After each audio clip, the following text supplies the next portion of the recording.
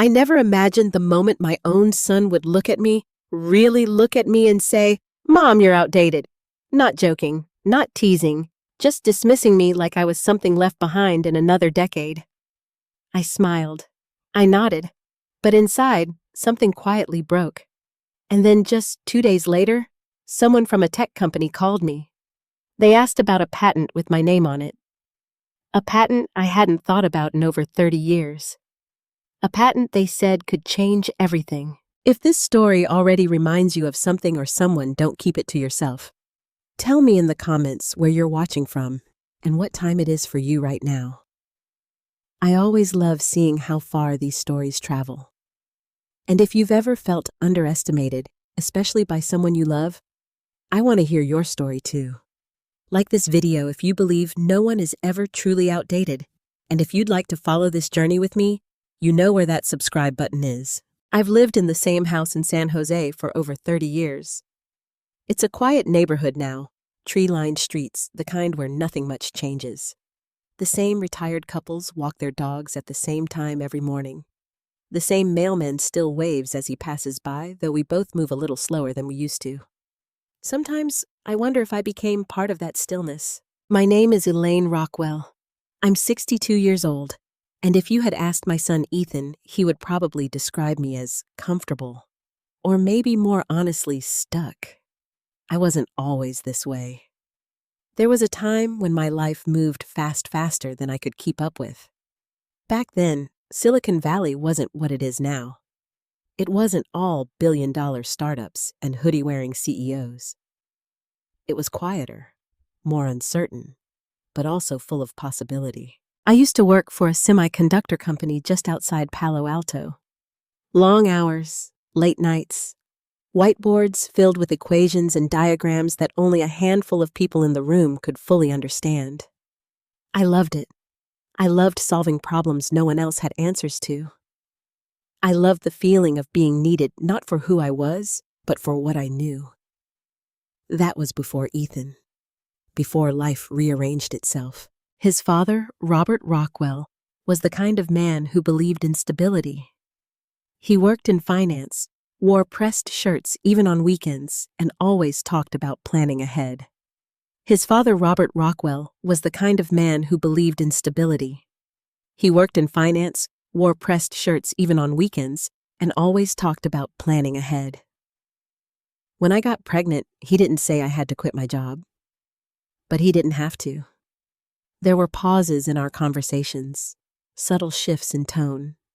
The way he would say, "We should think about what's best for the baby," while looking at me like the answer was already obvious. And maybe it was. So I stepped back. First, it was just a maternity leave. Then, part-time consulting. Then nothing. I told myself it was temporary, that I would go back once things settled down. But things never really do they? There's always something else.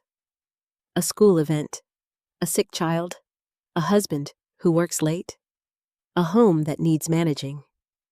Years pass quietly when you're busy taking care of everyone else, and one day you wake up and realize the world you once belonged to has moved on without you. Ethan grew up in that house. He was a bright child, curious, always asking questions, the kind of boy who would take apart a toy just to see how it worked, even if he couldn't put it back together again. I used to sit with him at the kitchen table, helping him with his homework, explaining things in ways his teachers didn't, turning complex ideas into simple ones he could understand. He used to look at me like I had all the answers. I miss that look. Now he looks at me like I'm part of the past. Ethan is 32 now. He works at a startup called Bright Core Labs. From what I understand, they're developing some kind of AI-based system. Something to do with optimizing data processing. He's never explained it in a way I could fully follow. Or maybe he just assumes I wouldn't.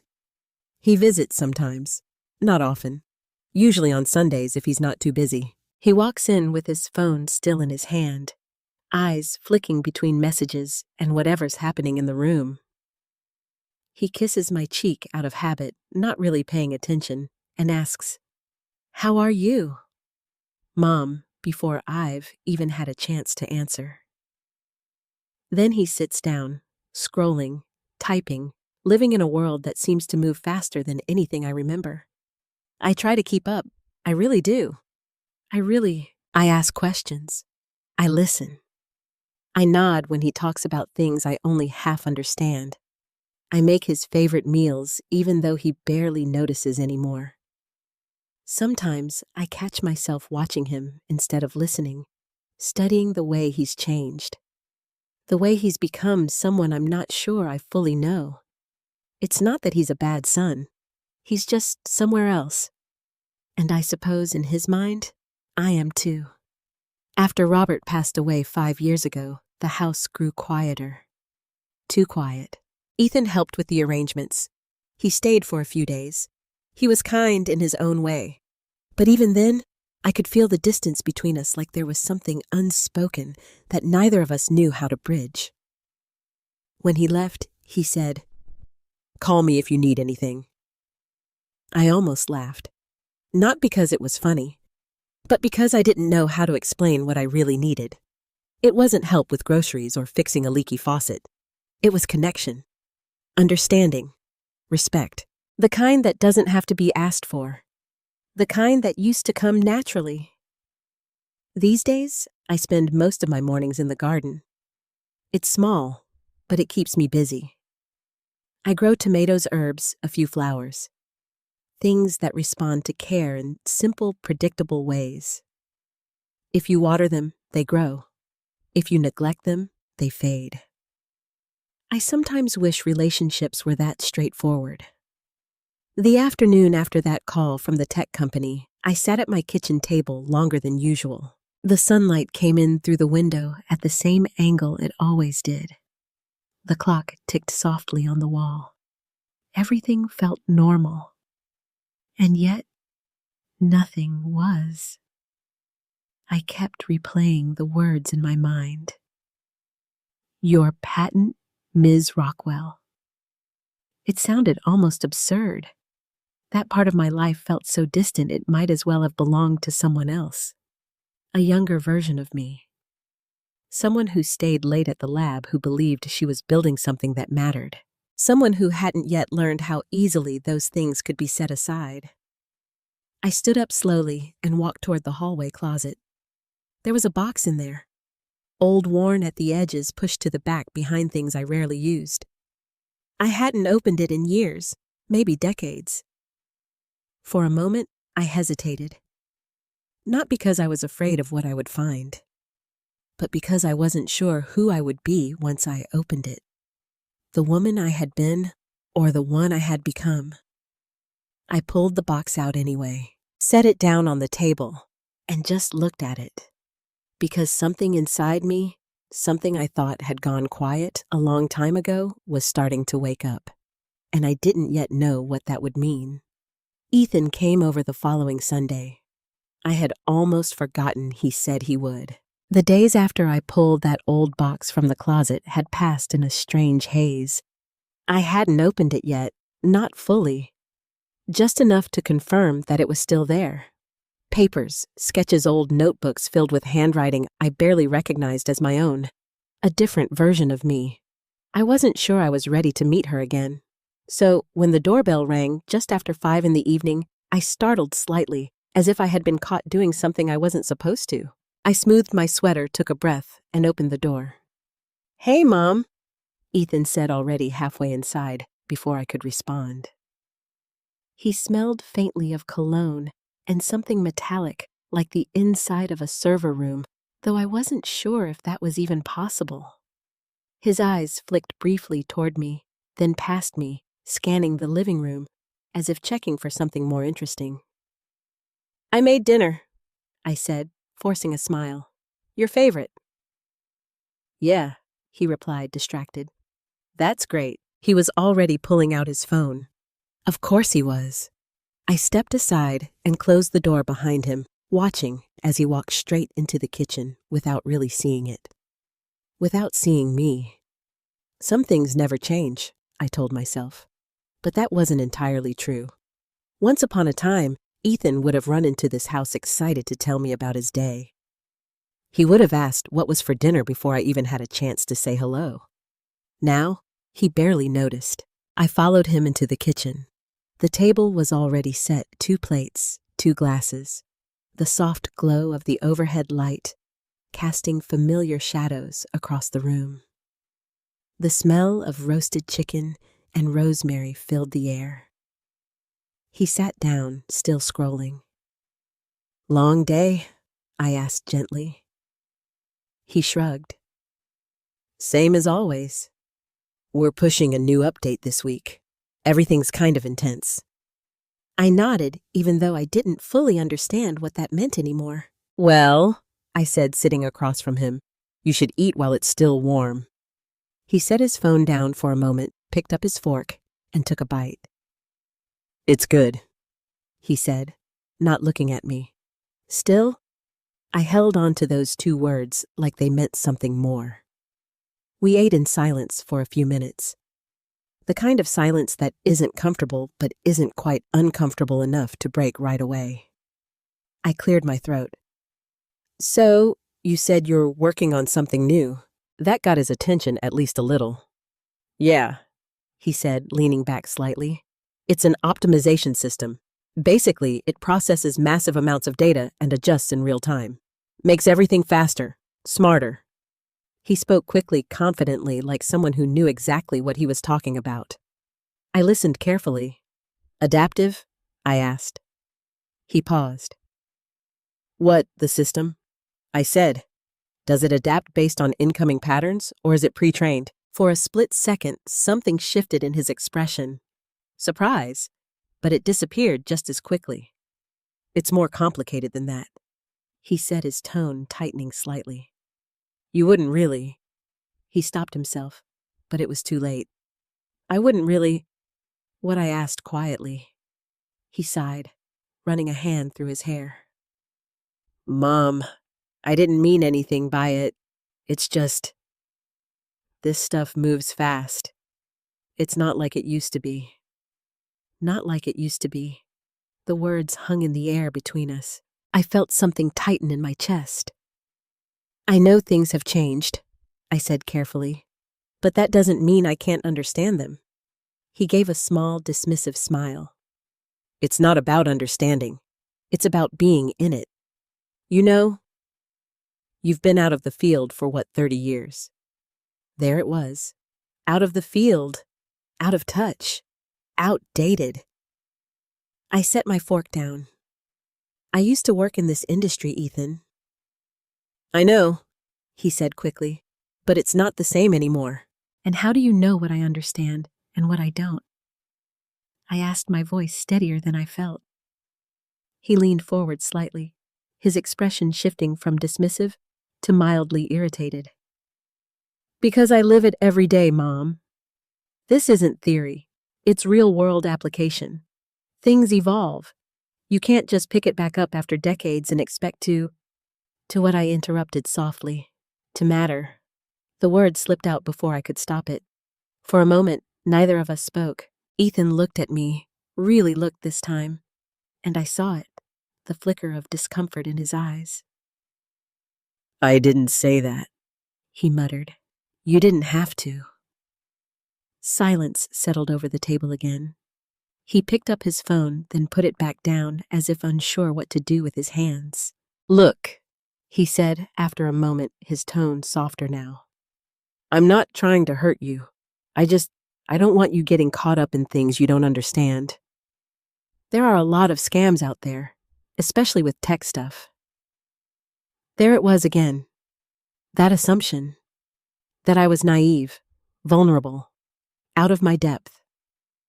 I thought about the call, about the email, about the way the man on the other end had spoken my name, Elaine Rockwellis, if it still meant something. I hadn't told Ethan about it yet. I had planned to. "But now I can take care of myself," I said quietly. "I know," he replied, though his tone suggested otherwise. "I just think it's better if you let me handle anything like that. If someone's reaching out about old projects or whatever, it's probably nothing." Old projects. I felt something inside me harden. They said it was a patent, I said. Ethan froze. A what? A patent, I repeated. One I filed a long time ago. He blinked, clearly caught off guard. You had a patent? Yes. He let out a short, almost disbelieving laugh. Okay, that's new. I mentioned it once or twice when you were younger, I said. You probably don't remember.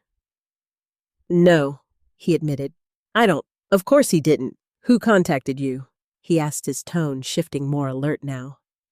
A company called Novatech Solutions. He frowned, slightly, thinking. I've heard of them, he said. They're legit. But still, why would they be calling you now? That's what I'm trying to figure out, I replied.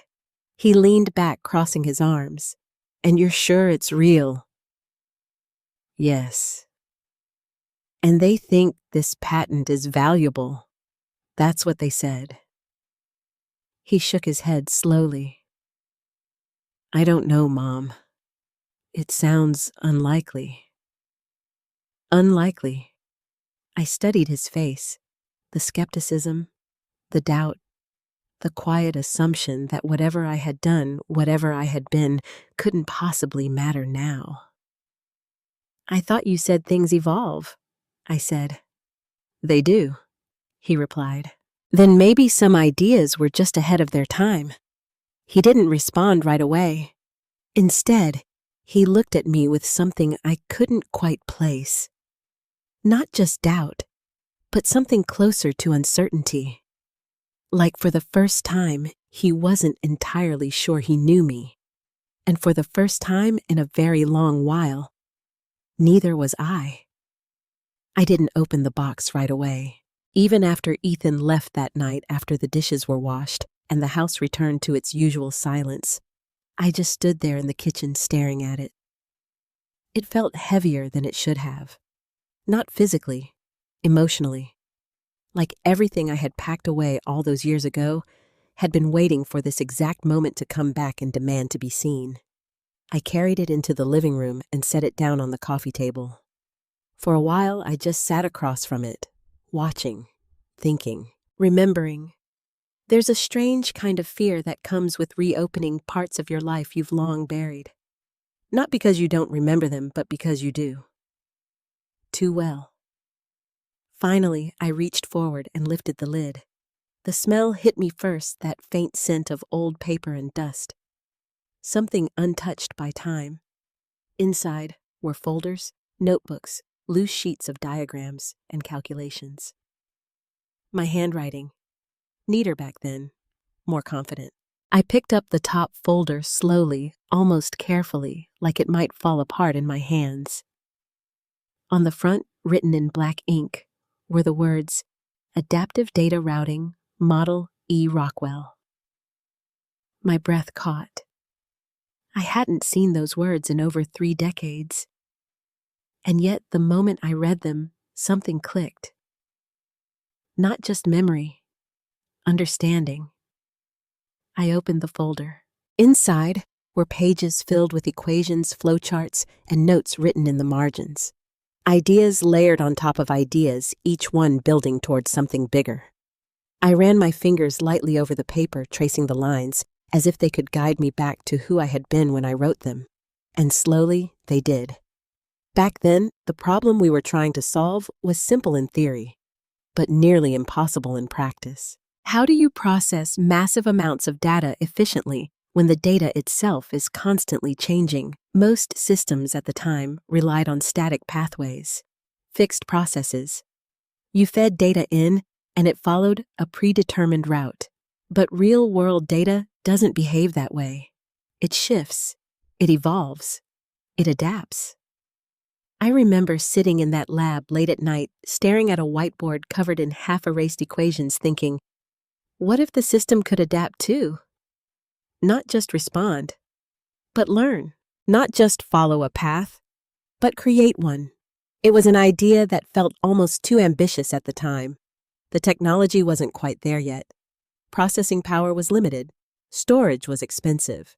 Most people were focused on making existing systems faster, not reimagining how they worked entirely. But I couldn't let it go.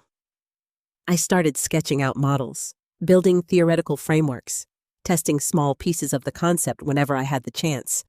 And eventually, I filed a patent. I still remember the day I submitted it. I was sitting at my desk, the office quiet around me, holding the final documents in my hands. There was a moment, a brief, fleeting moment, when I felt something close to certainty, like I had discovered something that mattered, something that could change things. But life has a way of interrupting even the most certain moments. A few weeks later, I found out I was pregnant with Ethan. Everything shifted after that. Not all at once, not dramatically, just gradually. Meetings I used to attend became optional. Projects I led were reassigned. Conversations changed tone. People started speaking to me differently, not unkindly, but carefully, like they were already preparing for my absence. And maybe I was too. By the time Ethan was born, the world I had been part of no longer felt like mine, so I let it go. The patent was filed, approved, and then forgotten. At least that's what I told myself. I set the folder aside and picked up another. This one contained correspondence letters from the patent office, internal memos, a few notes from colleagues. One of them caught my attention. It was from an old coworker, Mark Jensen. I hadn't thought about him in years. The note was brief, written in hurried handwriting. Elaine, this model you're working on, it's ahead of its time. Don't let them bury it. I stared at the words for a long moment. Don't let them bury it. I let out a quiet breath. Well, I whispered to the empty room. I suppose I did. But had I? Or had I simply stepped away, leaving it behind for someone else to find? I went back to the first folder, flipping through the pages more quickly now. The concepts weren't just theoretical anymore. Not to me. I could see it clearly. The adaptability, the real-time adjustments, the ability to reroute data based on changing conditions. It wasn't just relevant, it was foundational. A strange feeling settled over me. Not quite excitement, not quite fear.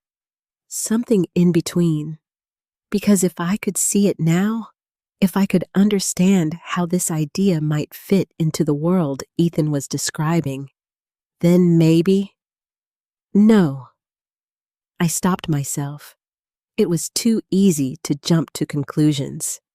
Too easy to assume that what I had worked on all those years ago had anything to do with what was happening now. And yet, the way Ethan had described his work, processes massive amounts of data, adjusts in real time. The similarity was hard to ignore. I closed the folder slowly. The room felt different now, smaller somehow. Or maybe it was just that my world had suddenly expanded again. I looked around at the familiar walls, the quiet corners of a life I had built over decades. And for the first time in a long time, I felt something stir beneath the surface. Not nostalgia, not regret. Something sharper, more urgent. Questions. Questions about what I had created. Questions about who might be using it now. Questions about why, after all these years, someone had suddenly come looking for me. I reached for my phone. My hand hovered over Ethan's name for a moment. Then I pulled it back. No, not yet. This was something I needed to understand on my own first, because for the first time in a very long time, I wasn't sure my son knew more than I did, and that thought, it didn't make me feel small. It made me feel awake. I didn't sleep much that night. The box remained open on the coffee table, its contents spread out like pieces of a life I had once lived and somehow forgotten. Every time I closed my eyes, I saw the diagrams again, the loops, the pathways, the notes in the margins that now felt less like theory and more like something waiting to be rediscovered or reclaimed. By morning, I knew one thing for certain. I couldn't ignore the call. At exactly 9 a.m., my phone rang. Unknown number. I stared at it for a moment, my heart beating just a little faster than it should have. Then I answered. "Hello, Ms. Rockwell." The voice on the other end was calm, professional. "This is Daniel Brooks from Novatech Solutions. We spoke briefly yesterday." "Yes," I said, sitting up straighter. "I remember. I hope I'm not calling at a bad time." "No," I replied quickly. "Not at all." There was a brief pause, the kind that feels intentional. "I wanted to follow up," he continued, "and see if you had a chance to review any of your previous work. Specifically the patent we mentioned." My eyes drifted toward the coffee table. "Yes," I said slowly. "I found it." And I hesitated. How was I supposed to answer that? It's more detailed than I remember, I admitted. "But I still don't understand why you're interested in it now." Another pause. This one longer. "Ms. Rockwell," Daniel said carefully, "would you be available to come into our office this week? I think it would be easier to explain everything in person."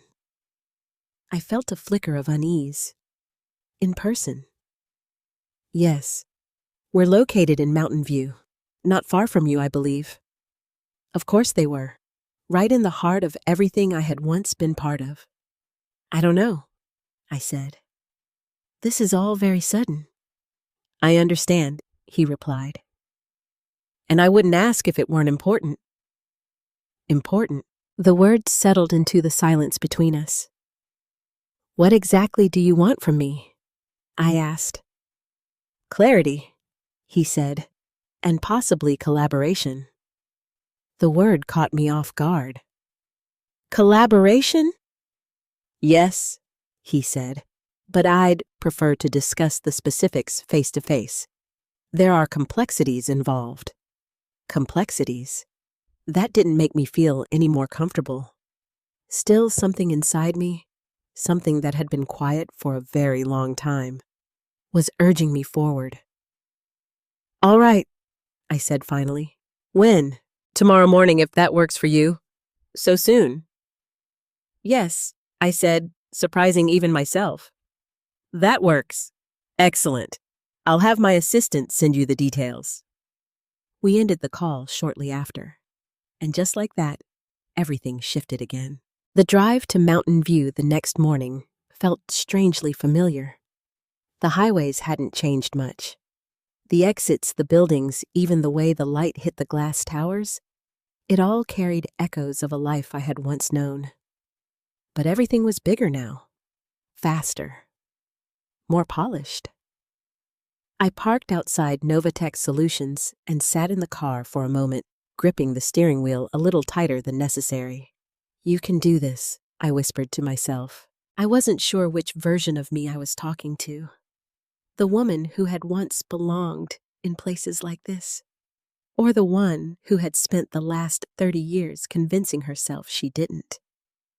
The building itself was sleek, modern, all glass and steel. Inside, everything was clean lines and quiet efficiency. People moved quickly, purposefully, each one absorbed in their own world. I felt out of place, but I walked in anyway. "Ms. Rockwell." A young woman approached me with a polite smile. "Mr. Brooks is expecting you." She led me through a series of hallways and into a conference room overlooking the city. Daniel Brooks was already there. He stood as I entered, extending his hand. "Ms. Rockwell, thank you for coming." He was younger than I expected. Late 30s, maybe early 40s. Sharp suit, sharp eyes. "Please," he said, gesturing toward a chair. "Have a seat." I sat down slowly, placing my bag beside me. There was a folder on the table. Not mine. His. "I won't waste your time," Daniel began. "I'll get straight to the point." I nodded. He opened the folder and slid a document toward me. "Your patent," he said. "Filed in 1991. Approved in 1993. I glanced at it. My name, Elaine Rockwell, still there, still official. Over the last decade, he continued, the tech industry has made significant advances in artificial intelligence and data processing. Much of it relies on systems that adapt in real-time, systems that in many ways resemble the model you proposed. My chest tightened slightly. I noticed that I said quietly. He nodded. I'm sure you did. He flipped to another page. What you may not know, he added, is that several companies have developed technologies that operate in a legal gray area close enough to your patent to benefit from its principles, but modified just enough to avoid direct infringement. I frowned. You're saying they've been using my work in a manner of speaking, he replied. Yes. A strange mix of emotions rose inside me. Shock, anger, and something else. Validation. I don't understand, I said. If they're using it, why hasn't anyone contacted me before? Daniel leaned back slightly, studying me. Because until recently, the industry didn't fully realize what your model could become. And now they do. Yes. The word landed heavily. And that's why you're here, he continued. Novatech is developing a next-generation AI system. One that doesn't just process data, but evolves with it. My heart skipped. That sounds familiar, it should, he said. He turned the document around, pointing to a specific section. This part of your patent, the adaptive routing mechanism, it's exactly what we've been trying to replicate. I stared at the page, at my own handwriting, at ideas I had once thought were too early, too impractical, too far ahead of their time. And now, they're not ahead anymore, I whispered. Daniel gave a small nod. No, he said. They're exactly on time. The room felt very quiet. What do you want from me? I asked again, though I already had a sense of the answer. We'd like to acquire the rights to your patent, he said. Or I, if you prefer, enter into a partnership. What do you want from me? I asked again, though I already had a sense of the answer. We'd like to acquire the rights to your patent, he said. Or, the rights to your patent, he said. Or, if you prefer, enter into a partnership. Why not just build around it like everyone else, I asked. He smiled slightly. Because we don't want to build around it, he said. We want to build with it. You prefer enter into a partnership. Why not just build around it like everyone else, I asked. He smiled slightly. Because we don't want to build around it, he said. We want to build with it. Something shifted inside me. Not just curiosity now. Not just uncertainty. Something stronger. Possibility. And if I say no, I asked. Then we respect your decision, he replied. But I should be transparent. Other companies may not. The implication was clear. This wasn't just an opportunity. It was a moment, a turning point. I looked down at the document again, at my name, at the work I had buried for decades, and for the first time since that phone call, I realized something. This wasn't about the past. It was about what came next.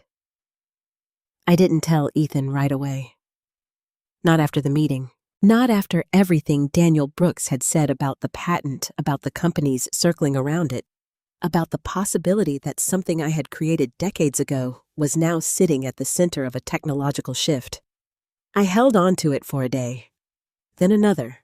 Part of me wanted to understand it more before I said anything, to make sure I wasn't misinterpreting what I had heard, to ground myself in facts before opening a conversation I knew might not go well. But another part of me, a quieter, more vulnerable part, was afraid. Afraid of how he would look at me. Afraid that same expression would return the one from the dinner table. The subtle dismissal. The quiet certainty that whatever I thought I knew couldn't possibly matter now. Still, I couldn't keep it from him forever. So when he called me Wednesday evening, casual, distracted, asking if I was doing okay, I knew it was time. I met with Novatech, I said before I could second-guess myself. There was a pause on the line. You what? I went to their office in Mountain View. Another pause. Longer this time. Mom, he said slowly, why would you do that? The question wasn't curious. It was critical. I wanted to understand what they were talking about. I replied, keeping my voice calm. They reached out to me about my patent. I told you that was probably a scam. It's not, I said firmly. They showed me documentation, legal records. My name is on everything. I could almost hear him frowning. Okay, even if it's real, he said, you shouldn't just walk into a company like that alone. You walk into a company like that alone. You don't know what they're trying to do. I know enough to ask questions, I said. That's not the same thing, he snapped. The edge in his voice caught me off guard. I'm not a child, Ethan. I didn't say you don't know what they're trying to do. I know enough to ask questions, I said. That's not the same thing, he snapped. The edge in his voice caught me off guard. I'm not a child, Ethan. I didn't say you were, he replied quickly. But this is different. Tech companies, they don't just reach out for no reason. There's always an angle. I'm aware of that, I said, which is why I went in person. So they could pressure you, he shot back, or confuse you with legal jargon. There it was again, that assumption, that I was out of my depth. I understood everything they explained, I said, my voice tightening slightly. Did you? He asked. Not aggressively, but worse, doubtfully. Yes, I said. He exhaled sharply. Okay, fine, then explain it to me. For a moment I hesitated, not because I couldn't, but because I realized something. This wasn't a conversation about information, it was a test, and he didn't expect me to pass. They're developing an adaptive AI system, I said carefully, one that processes data in real time and adjusts its pathways based on incoming variables. Silence. Then, that's pretty broad, Mom. It's the same concept I worked on. I continued, ignoring the comment. The patent covers a model for dynamic data routings. Mom, he interrupted, its tone sharper now. That's not how it works anymore. Something inside me flinched. What do you mean? I mean, he said, you're describing something from the early 90s. Systems today are way more complex than that.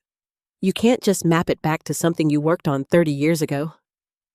I'm not mapping it back, I said. They are. Because they want something from you, he replied. That's how this works. I closed my eyes for a moment, steadying myself. They want to acquire the patent, I said. Or partner with me. A short, incredulous laugh came through the phone. Partner with you, yes. Mom. He let the word hang heavy with disbelief. Do you hear how that sounds? I opened my eyes. How does it sound? Like they're telling you exactly what you want to hear. And what is that? I asked quietly. That you still matter in this space, he said. The words landed harder than I expected. Not because they were cruel, but because they were honest. At least honest in the way he saw things. And you don't think I do? I asked. There was a pause. I think you did, he said carefully. A long time ago. Something inside me went still. Not broken, not shattered, just still. And now, I pressed. I think things have moved on, he said. That's all. Moved on. The phrase echoed in my mind, like everything I had been, everything I had built, had simply been left behind. I saw the system they're building, I said, my voice quieter now. Ethan, it's not just similar. It's the same foundation. That's not possible, he said immediately. Why not? Because if it were, someone would have picked up on it already. You don't just have a breakthrough like that sitting unnoticed for decades. Maybe it wasn't the right time, I said. That's not how this industry works. I felt a flicker of frustration. Then how does it work? It builds on itself, he said, incrementally. You don't skip ahead 30 years because of one old patent. And what if that patent was ahead of its time? I asked.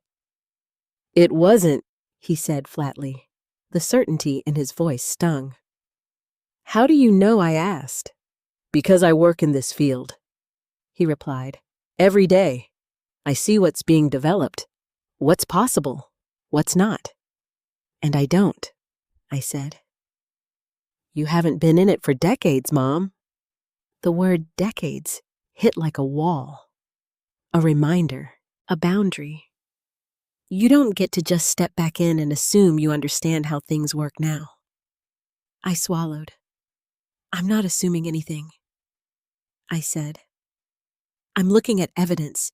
You're looking at what they want you to see. He shot back. Silence filled the space between us again, thicker this time, more final.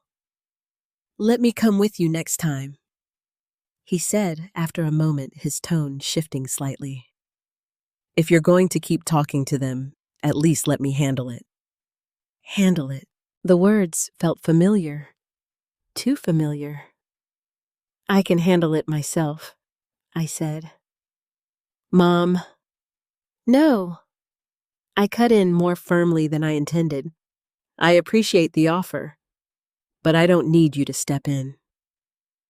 You don't know that, he said. I do. You're being stubborn, and you're being dismissive. The words hung there, sharp, unavoidable. I'm trying to protect you, he said. And I'm trying to be heard, I replied. Another pause. Long, heavy. I don't think this is a good idea, he said finally. I didn't ask if you thought it was, I said softly. That seemed to catch him off guard. I just thought you should know. The silence that followed you should know. The silence that followed D was different this time. Not tense, not emotional, just distant. Like something had shifted between us quietly, but permanently. All right, he said at last. Do what you want. It wasn't approval. It wasn't support. It was D was different this time. Not tense, not emotional, just distant. Like something had shifted between us quietly, but permanently. All right, he said at last. Do what you want. It wasn't approval. It wasn't support. It was withdrawal. And somehow that felt worse than either. I will, I said. We ended the call shortly after. I set my phone down on the table and stared at it for a long moment. The house was quiet again, but it didn't feel the same, because now the distance between us wasn't just something I sensed. It was something we had spoken into existence, and for the first time, I wasn't sure which of us had created it. I didn't expect to go back to Novatex so soon. But 2 days after my first meeting, Daniel Brooks called again. This won't take long, he said. There's something I think you should see. Something in his tone was different this time, more direct, less careful. And for reasons I couldn't quite explain, that made me uneasy. Still, I agreed. The second visit felt different the moment I stepped inside the building. The receptionist greeted me by name this time. People seemed to recognize me, or at least recognize that I was someone they were supposed to notice. It was subtle, but it was there. Daniel met me in the lobby instead of the conference room. Ms. Rockwell, he said with a polite nod. Thank you for coming back. You said there was something I needed to see, I replied. There is. He didn't waste time with small talk. Instead, he led me down a hallway I hadn't seen before, past glass-walled offices and into a more restricted area. The badge clipped to his jacket unlocked a door with a soft beep. Inside, the atmosphere changed. quieter, more focused. Rows of screens lined the walls, each one displaying streams of data graphs shifting in real-time numbers, recalculating faster than my eyes could follow. "This is our development floor," Daniel explained, "where we're building the system I mentioned." I nodded slowly, taking it all in. It felt familiar, not in appearance, but in energy. The intensity, the quiet urgency, the sense that something important was happening just beneath the surface. He led me to a central workstation. "This," he said, gesturing toward a large monitor, "is a live simulation." The screen displayed a network nodes connected by shifting lines, data flowing between them in constant motion. At first glance, it looked chaotic, but the longer I watched, the more I began to see the pattern, the adjustments, the rerouting. The system wasn't just processing data, it was adapting to it. My breath caught. "This," I said softly.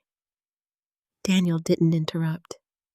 He just watched me. "It's adjusting pathways based on incoming variables," I continued almost to myself. "Not preset routes, but dynamic ones. Real-time recalibration." I stepped closer to the screen. "That's not just optimization," I said. "That's evolution." Daniel gave a small nod. "Yes." I turned to him. "You said you were trying to replicate my model." "We were," he corrected gently. He hesitated. "Come with me," he said. He led me into a smaller room adjacent to the main floor. This one was quieter, more contained. A single screen sat on the wall, paused on what looked like a technical diagram. "Before we contacted you," Daniel began, "we had been working on this system for nearly 3 years. He tapped a control and the screen came to life. Lines appeared, structures formed. A model, their model. "We knew what we wanted to achieve," he continued. "Adaptive processing, real-time decision-making, a system that could respond to changing data environments without manual intervention."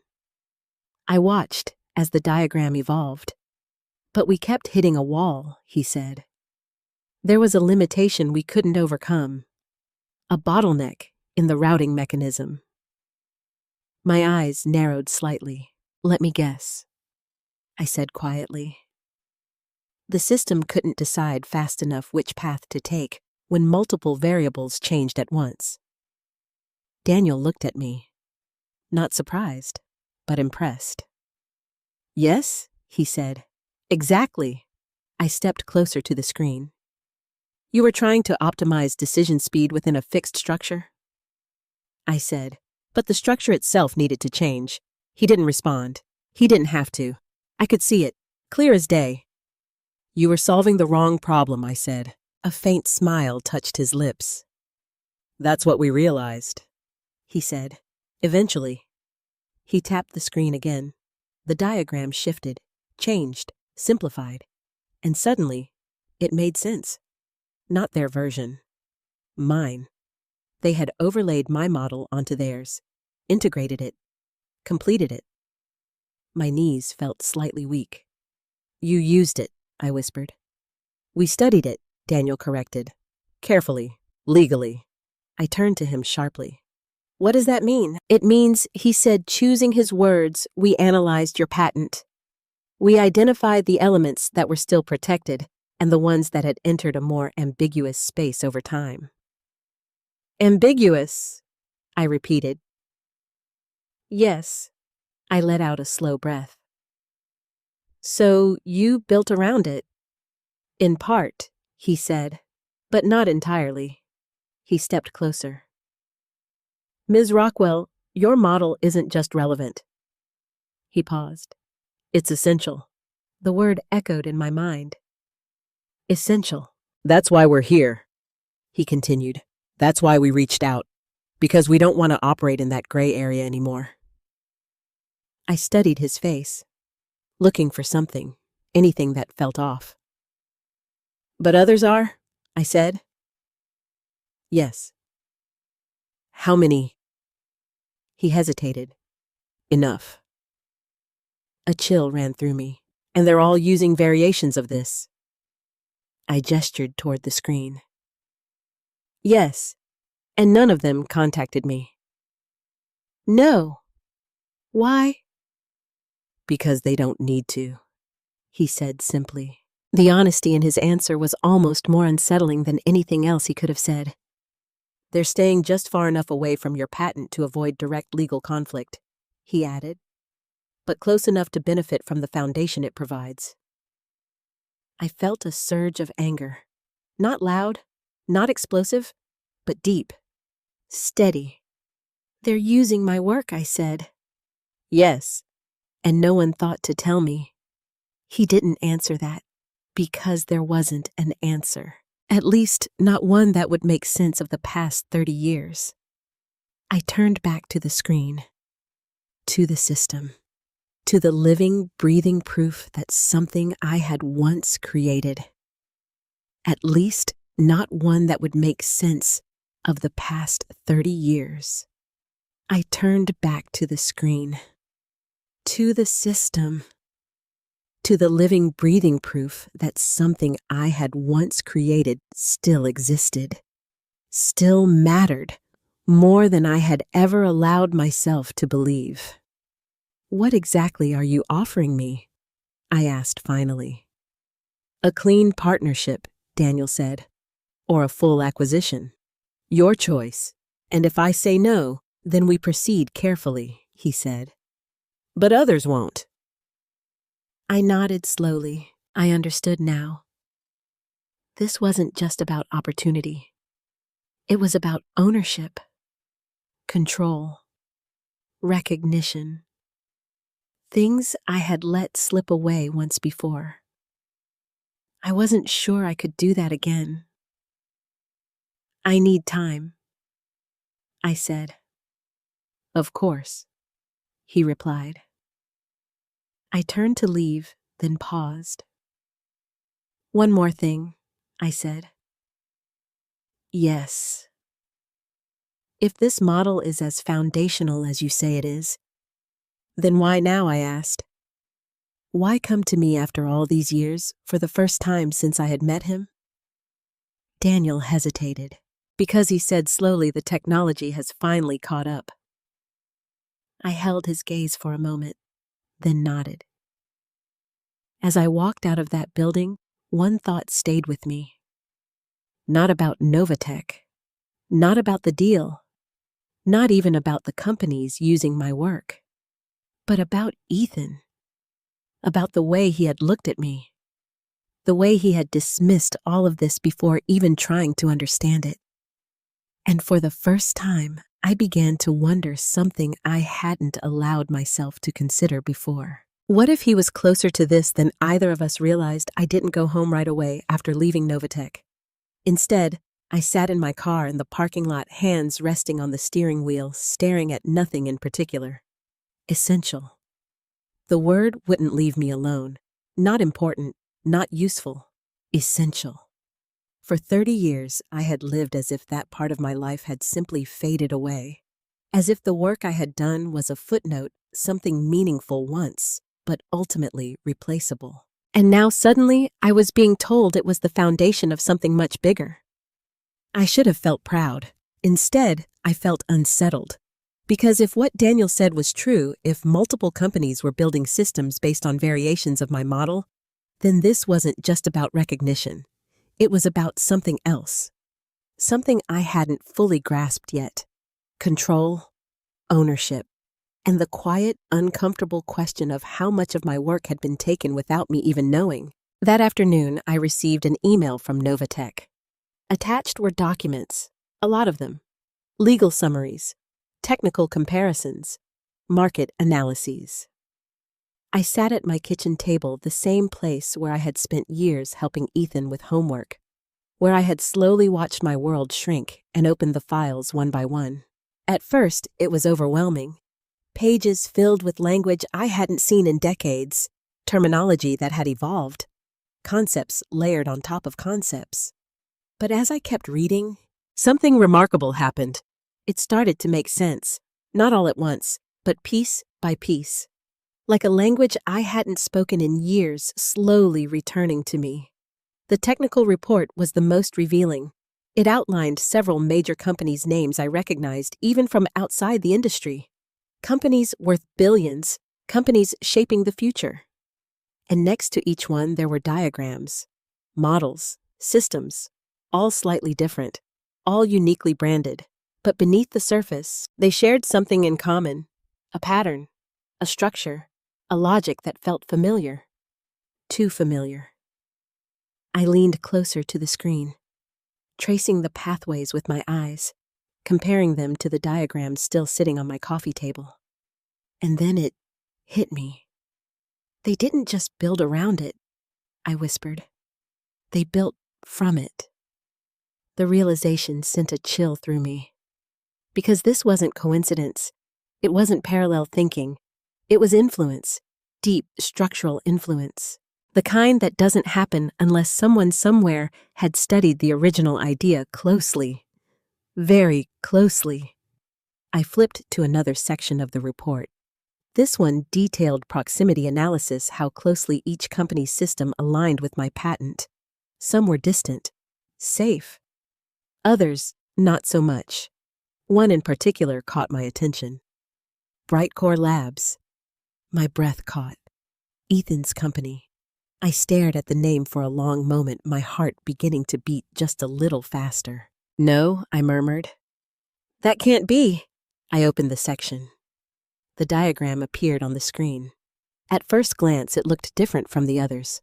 More refined, more modern. But as I studied it, I felt something inside me go very, very still. The core structure. The way the system handled multiple variables. The adaptive routing logic. It wasn't just similar. It was mine. Not copied exactly, but unmistakably derived. I leaned back in my chair, my mind racing. Ethan had said they were building an optimization system. That it processed data in real time. That it adjusted dynamically. At the time, I had thought it sounded familiar. Now it sounded identical. I closed my eyes for a moment, trying to steady myself.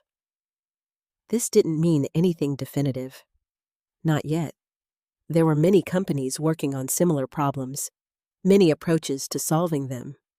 But the timing, the proximity, the way Novatech had described the industry, it all pointed to something I couldn't ignore. I reached for my phone, hovered over Ethan's name, then stopped. What would I even say? Hi, Ethan. I think your company might be using a variation of a patent you don't believe matters. No, that wouldn't go well. Not now. Not like this. I needed more information, more clarity. Because if I was wrong, I could damage something already fragile between us. And if I was right, I didn't yet know what that would mean. The next day, I received another call from Daniel. Have you had a chance to review the materials, he asked? Yes, I said, and I hesitated. There's something you didn't tell me, I said. A pause.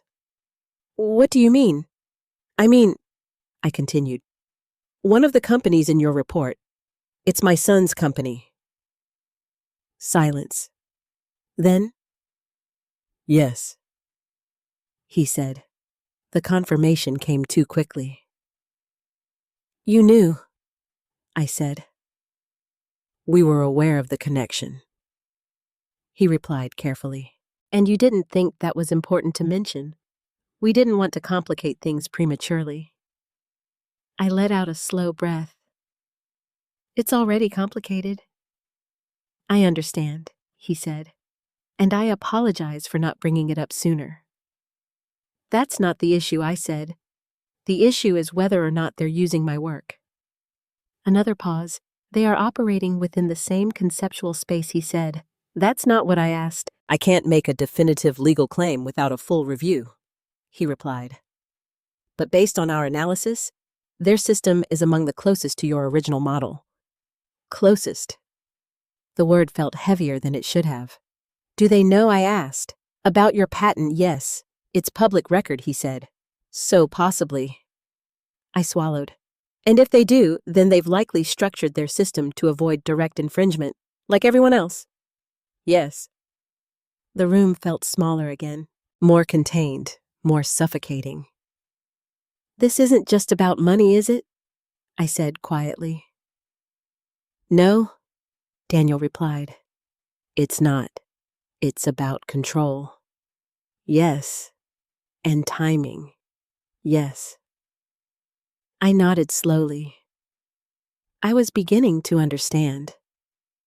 Not just the situation, but the stakes. Because this wasn't just a business decision anymore. It was personal, deeply personal.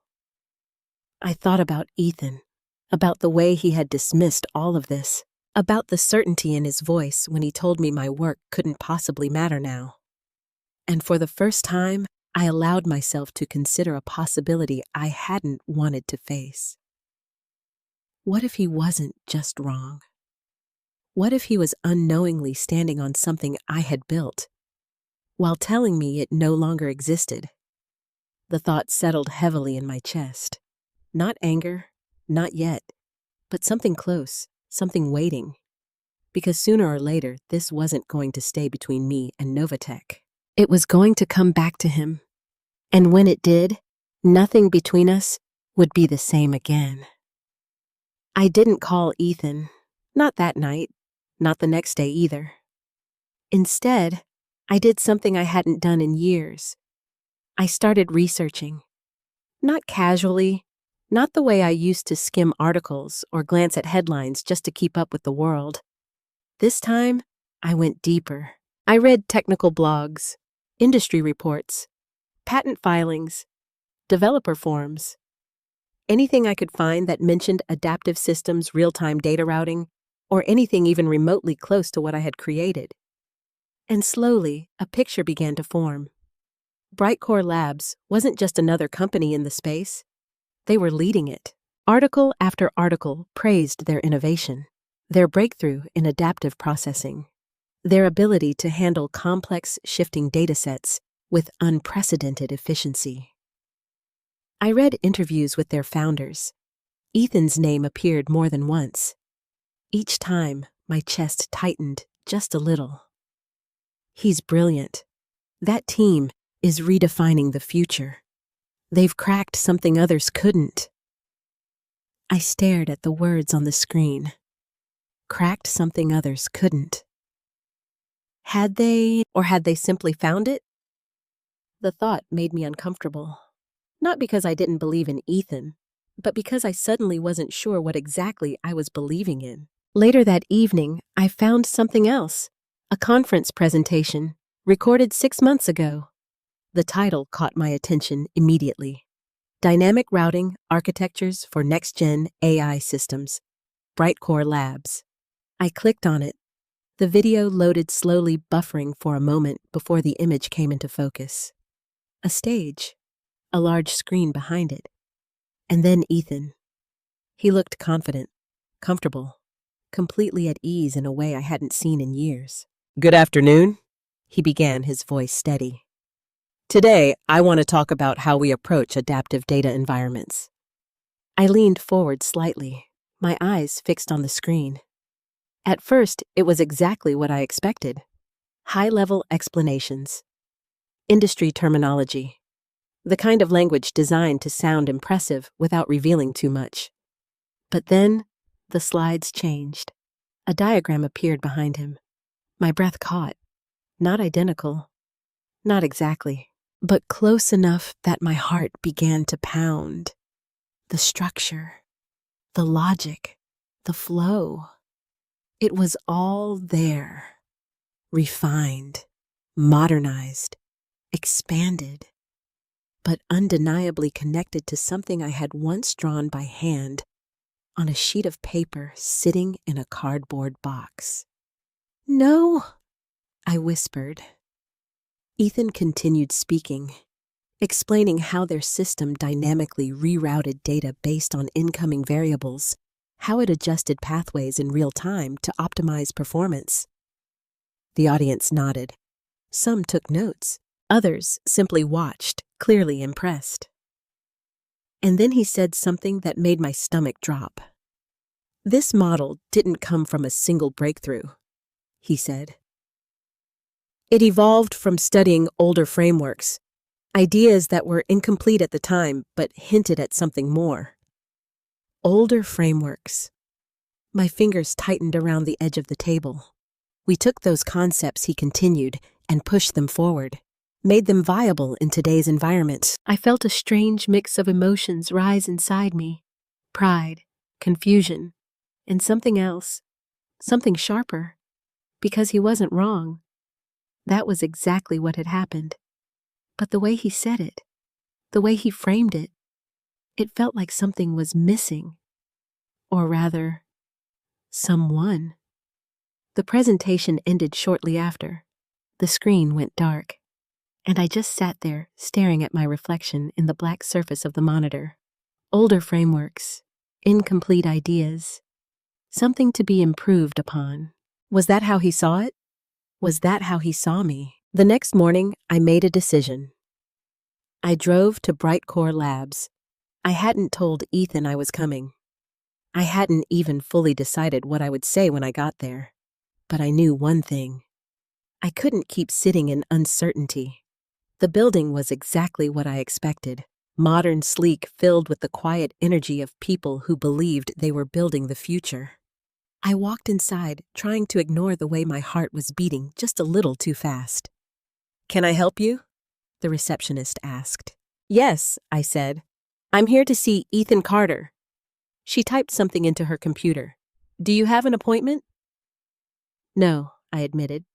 She hesitated. "I'm his mother," I added. That seemed to change things. "One moment," she said. She made a call, spoke quietly, then looked back at me. "He'll be down shortly." I nodded, taking a seat in the waiting area. The minutes felt longer than they should have. Every second stretched just enough to make me question whether this was a mistake. Then Mom. I looked up. Ethan stood a few feet away, clearly surprised. "What are you doing here?" he asked. "I needed to see you," I said, standing. He glanced around, then back at me. "Okay, come on." He led me down a hallway and into a small meeting room. The door closed behind us. Silence. "What's going on?" he asked. I studied his face, the same face I had watched grow up. The same eyes that now looked at me with a mix of concern and something else. Guarded. "I watched your presentation," I said. He blinked. "My presentation? The one from 6 months ago? About dynamic routing?" "Oh," he said. "That." He shifted slightly, clearly unsure where this was going. "It was good," I added. "Thanks," he replied, though his tone was cautious. "The system you described," I continued, "it's impressive." "Yeah," he said. "We've been working on it for a while." I nodded. I recognized some of it. That made him pause. "What do you mean?" I took a breath. "I mean the core structure," I said. "The adaptive routing logic. The way it handles multiple variables simultaneously." His expression hanged. Subtly, but unmistakably. "That's..." Took a breath. "I mean the core structure," I said. "The adaptive routing logic. The way it handles multiple variables simultaneously." His expression changed. Subtly, but unmistakably. "That's pretty standard now," he said. "No," I replied softly. "It wasn't." Silence filled the room. "I saw the diagrams." I continued. "Ethan, they're very close to something I worked on a long time ago."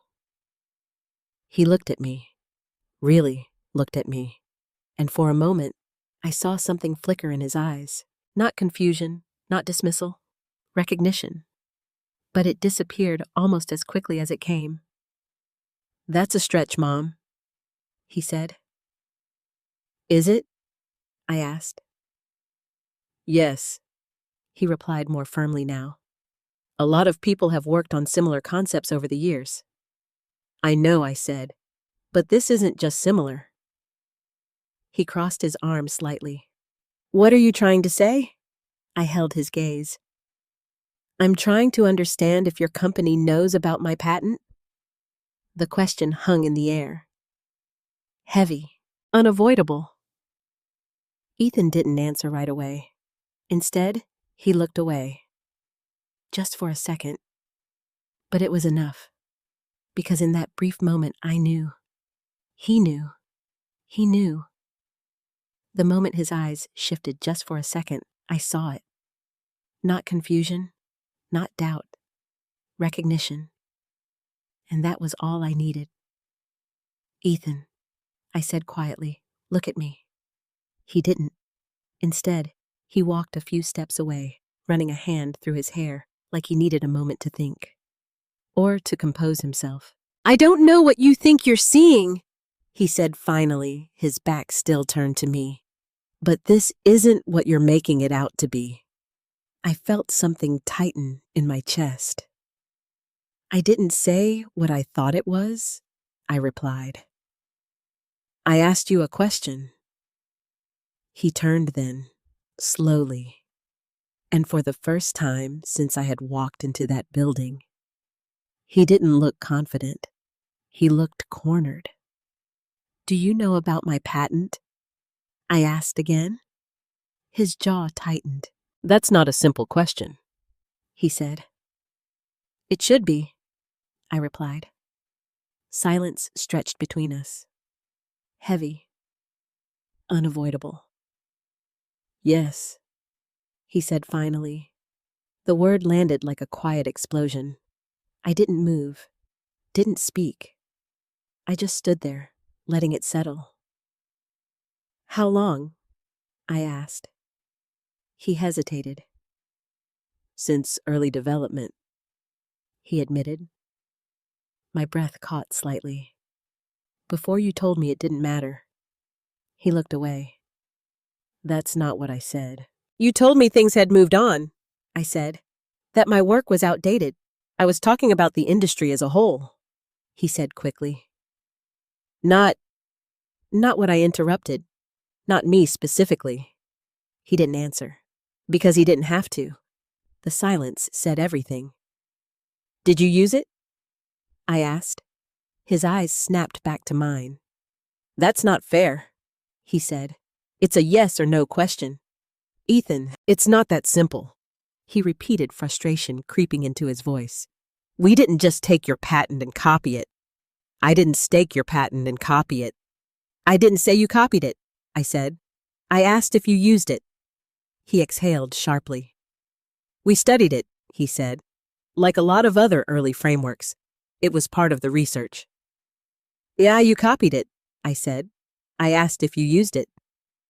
He exhaled sharply. We studied it, he said. Like a lot of other early frameworks, it was part of the research. Research. The word felt carefully chosen. Safe, neutral, but not entirely honest. And I pressed. And we built something new, he said. Something more advanced. That's not what I'm asking. His expression hardened. Then what are you asking? I took a step closer. I'm asking if the system you built could exist without the work I did. The question hung in the air. For a moment, he didn't answer. Didn't move. Just stood there looking at me like he was weighing something. Not the question. The truth. And then, no, he said quietly. The word cut deeper than anything else he had said. Not because it hurt, but because it confirmed everything. My throat tightened slightly, but I kept my voice steady. So you knew, I said. Yes, and you still told me it didn't matter. He flinched. I didn't mean it like that. How did you mean it? I meant, He stopped searching for the right words. I meant that the version of it you created wasn't enough anymore. I let out a slow breath. So you improved it? Yes, and that makes it yours. That's not what I'm saying. He replied, frustration rising again. This is how innovation works. You build on what came before. I know how innovation works, I said sharply. I was part of it before you were born. The words hung between us, raw, unfiltered. For a moment, neither of us spoke. Then he shook his head slightly. You're taking this personally. It is personal. No, it's not, he insisted. It's technical. It's business. It's my work, Ethan. That stopped him, completely. The room fell silent again. I gave that up. I continued, my voice quieter now, but no less firm. I stepped away. I chose a different life, but that doesn't mean it stopped existing. I know that, he said. Do you? I asked. Because the way you spoke to me, the way you dismissed it, it didn't feel like you did. He looked down, his shoulders tightening. I wasn't trying to dismiss you, he said. But you did? I was trying to protect you, he said. From getting pulled into something complicated, from being taken advantage of. By companies like yours. He winced. That's not fair. Isn't it? I was trying to protect you, he said. From getting pulled into something complicated, from being taken advantage of. By companies like yours. He winced. That's not fair, isn't it? We haven't done anything illegal, he said quickly. Everything we've built is within the boundaries of existing patents. We were careful about that. Careful, I repeated. Yes, so careful that you never thought to tell me. He didn't answer, because there was no defense for that. I didn't think it would matter, he said finally. The words echoed in my mind, the same ones, different tone, same meaning. I know, I said softly, and somehow that hurt more than anything else, because it wasn't malicious, it wasn't intentional, it was worse, it was assumed. You didn't think I'd understand, I continued. That's not true. You didn't think I'd recognize it. He stayed silent. You didn't think I was still capable of being part of this world. That's not what It is, I said gently. He stopped, because he could hear it now. Not anger, not accusation, just truth. I was proud of you, I said. Watching that presentation, seeing what you built, I was proud. His expression shifted, softened. But at the same time, I added, I was watching something I recognized being explained as if it came from nowhere. I never said that, he said quickly. No, I agreed. You didn't, but you didn't say anything else either. The unspoken words filled the space between us. I didn't think you'd care, he said quietly. I almost smiled, not because it was funny, but because of how completely he had misunderstood. I didn't care about recognition, I said. I cared about being seen. He looked at me then, really looked. And for the first time, I saw something break through. Not defensiveness, not pride. Something else. Regret. I didn't mean to. He started, then stopped. I know, I said. And I did. That was the hardest part. Because this wasn't betrayal in the way stories usually tell it. There was no villain, no clear intention to hurt, just assumptions, distance, and years of believing that what I had been, that was the hardest part. Because this wasn't betrayal in the way stories usually tell it. There was no villain, no clear intention to hurt, just assumptions, distance, and years of believing that what I had been no longer mattered. But now it did. More than either of us had realized. And there was no going back from that. I didn't leave right away. Even after everything had been said, or perhaps because not everything had been said. Ethan stood across from me quieter now, the sharp edges of his defensiveness worn down by something heavier. Reality. You should talk to a lawyer, he said finally. The words felt clinical, detached. Like we had already crossed into a different kind of conversation, one that no longer belonged to us as mother and son. I already have someone reviewing it, I replied. That made him look up. Novatech. Yes.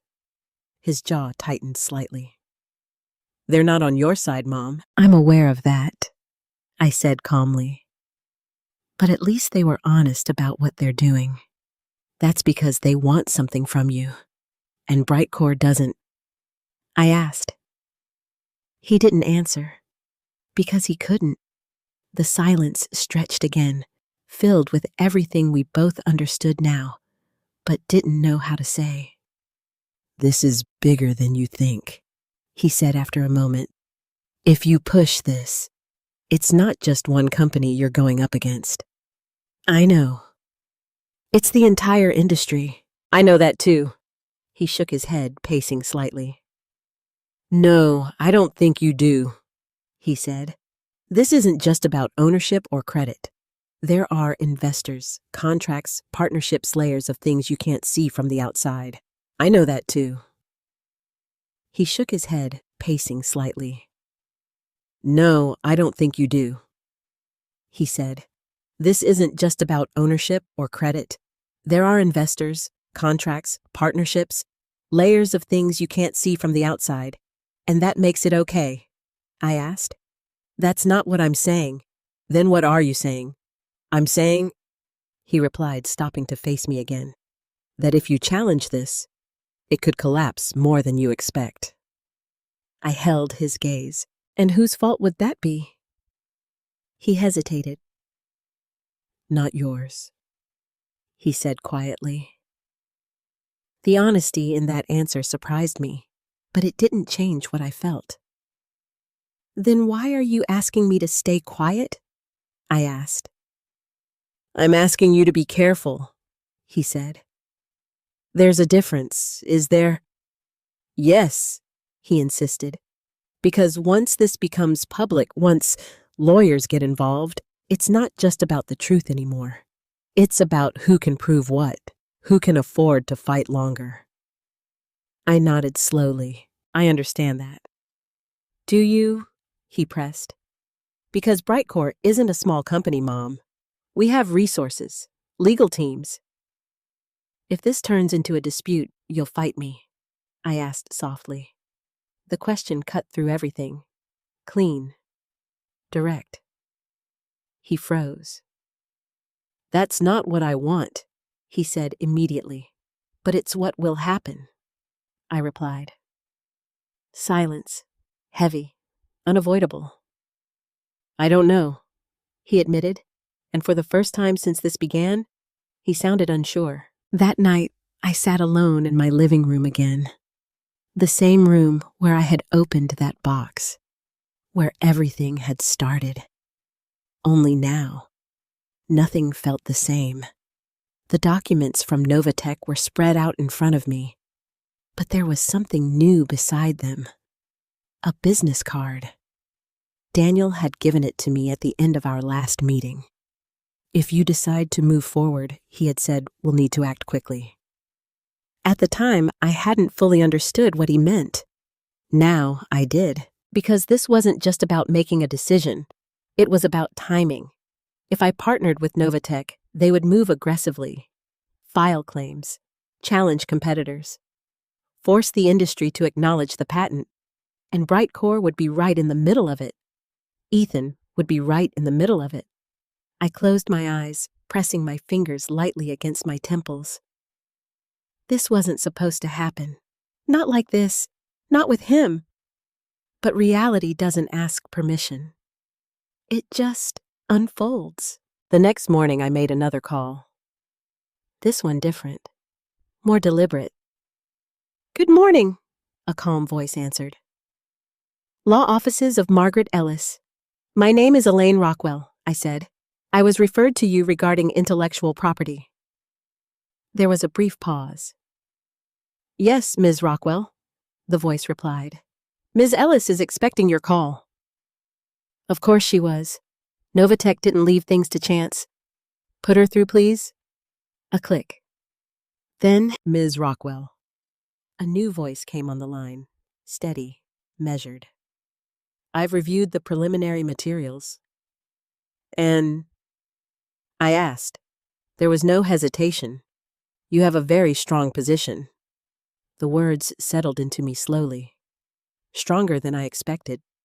Even after all this time, I asked. "Yes," she said. "Your patent may be old, but its core claims are still valid. More importantly, they appear to be foundational to several modern implementations." I exhaled quietly. "So, they've been using it." "Indirectly," she replied, "in ways designed to avoid direct infringement. But the closer their systems align with your original model, the weaker that defense becomes." I thought of Brightcore, of Ethan, and if I pursue this, I asked. "It will not be simple," she said, "or quick. I understand that. There will be resistance," she continued. "From multiple parties. Some will try to settle. Others will fight." "And Brightcore?" I asked. A pause.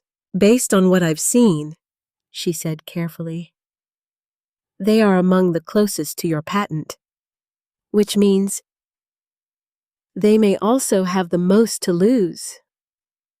The words hit harder than I expected. "Meaning they'll fight," I said. "Most likely." I nodded slowly, even though she couldn't see me. "And if I don't pursue it?" "Then nothing changes," she said simply. "The industry continues as it is. Your work remains. Unacknowledged. Unacknowledged." The word lingered, heavy, familiar, because that was the life I had already lived for 30 years. "I need time," I said. "Of course," she replied. "But I would advise you not to wait too long." Timing, always timing. After the call, I sat there for a long time.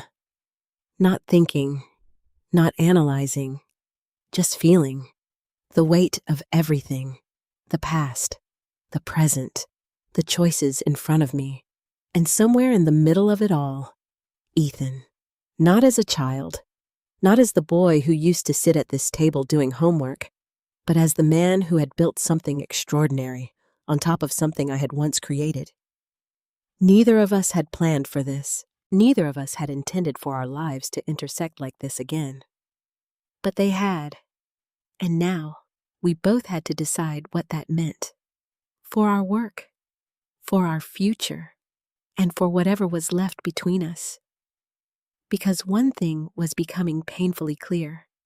This wasn't just a legal battle.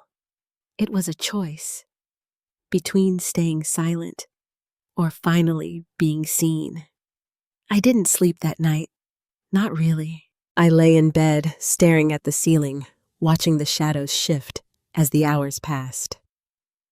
Every time I closed my eyes, the same thoughts returned, looping, overlapping, refusing to settle.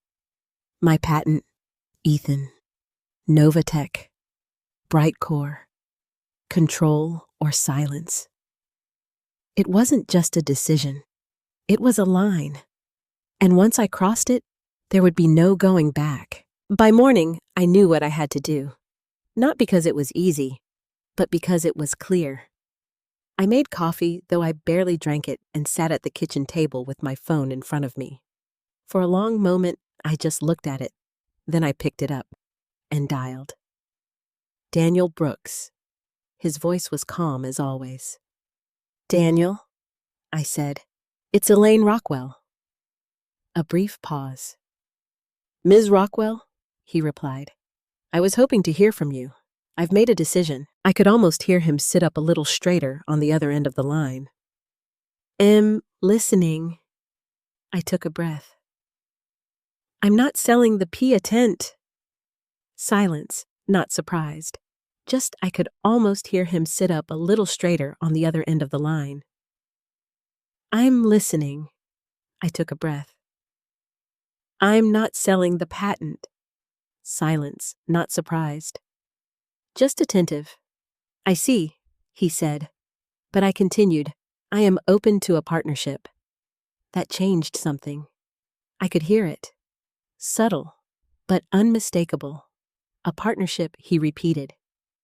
Yes, one where I retain ownership, full recognition, and involvement in how it's used. He didn't respond immediately, and for a moment I wondered if I had said too much, asked for too much. Then, that's a more complex arrangement, he said carefully. I know, and it would require negotiation, structuring, time. I understand that too. Another pause. But it's not off the table, I asked. No, he said, it's not. Relief didn't come. Not yet. Because this wasn't the hard part. There's something else, I added. Yes, I'm not moving quietly on this. This time, the silence was different. Heavier. What do you mean, he asked. I said I'm prepared to assert my position, publicly if necessary. His tone shifted slightly, more cautious now. That will escalate things quickly, I'm aware, and it will involve multiple parties, including companies you may have personal connections to. I closed my eyes briefly. I know. Then I have to ask, he said, are you prepared for that? I opened my eyes again. Yes, I said. The word came out steadier than I expected. Stronger. Because for the first time in a long time, I wasn't questioning myself. I wasn't shrinking to make things easier for someone else. I was choosing. The rest of the day moved quickly. Meetings were scheduled. Documents were drafted. Margaret Ellis coordinated with Novatech's legal team outlining potential paths forward, partnership agreements, enforcement strategies, communication plans. It felt surreal, like stepping into a world I had once belonged to, but had almost forgotten. Except now, I wasn't on the sidelines. I was at the center of it.